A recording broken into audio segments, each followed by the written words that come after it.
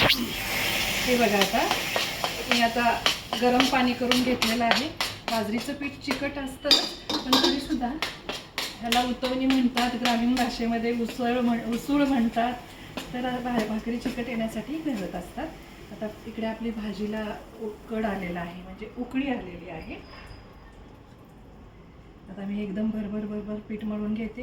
ह्या बाजरीच्या भाकरीमध्ये मळताना थोडंसं मीठ घालायचं असतं.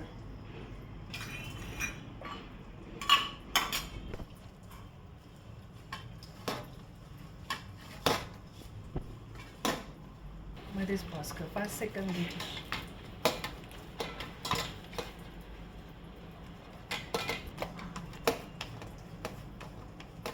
भाकरी अशी छान पीठ मळून घेतल्यानंतर मस्त होत असते भाकरी.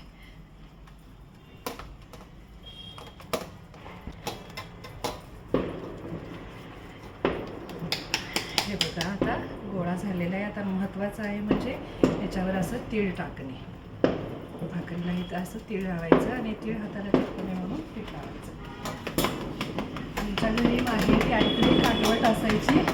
काटवटीनं भाकरी पटपट मस्त होतात. तिथं किचन कट्ट्यावर परत फिरते. बघा माझी भाकरी कशी पटपट एका हाताने मी थापते.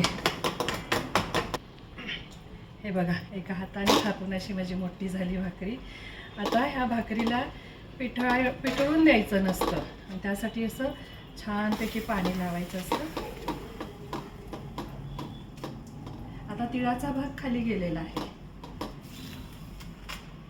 इकडे मस्त खमंग स्वाद सुटलेला आहे. ही बघा भाजी आपली रट शिजत आहे. कट कसा आलाय बघा. हे बघा, मस्त झणझणीत रशा. आता ही भाकरी उलटायची, जरा सुद्धा डाग पाडून द्यायचे नसतात बघा.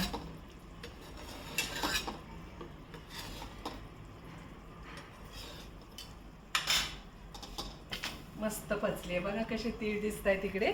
आता आपण दुसरी भाकरी मळूया.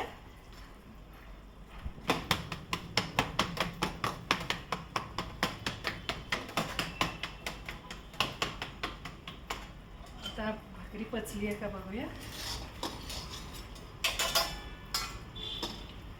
मस्त पचली आहे.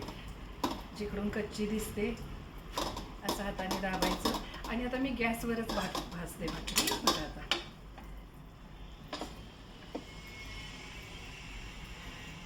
फुगणार टम्मापैकी. फुटली इकडून. डायरेक्ट चारी बाजूने भाजल्यानंतरच दाखवते तुम्हाला.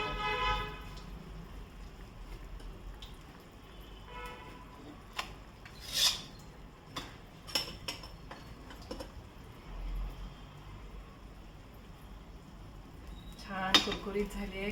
रसा बघा कसा खदखदून उकळी आलेली आहे. रट सगळ्या भाज्या शिजत आहेत. छान भाकरी भाजली बघा. आणि आम्हाला ह्याच्याबरोबर थोडीशी कुरकुरीत म्हणजे क्रिस्पी म्हणतो तशी लागते. तीळ भाजतायत बघा, चट तिळाचा आवाज यायला लागलाय. हे बघा, छान अशी. आता याच्यात आपण या पातीचा कांदा, लोण्याचा गोळा, दह्याची वाटी, आणि याच्यामध्ये मी आता ही ओगीची भाजी घेते. बघा, हा तिळगुळाचा कट, सगळ्या भाज्यांचा कट. तिळगुळ घ्या, गोड बोला. भोगीच्या शुभेच्छा. संक्रांत, भोगी आणि लगेचच 15 जानेवारीला माझा वाढदिवस असतो. 3 दिवस घरात मेजवानी असते. बघा, छान असं शिजलेली आहे भाजी. आता ह्याच्यामध्ये नंतर खाताना गरम भात घ्यायचा. तर भोगी सणाच्या तुम्हा सर्वांना खूप खूप शुभेच्छा. बाजरीची भाकरी, लोण्याचा गोळा, पातीचा कांदा, दही आणि ही भोगीची कटाची आमटी.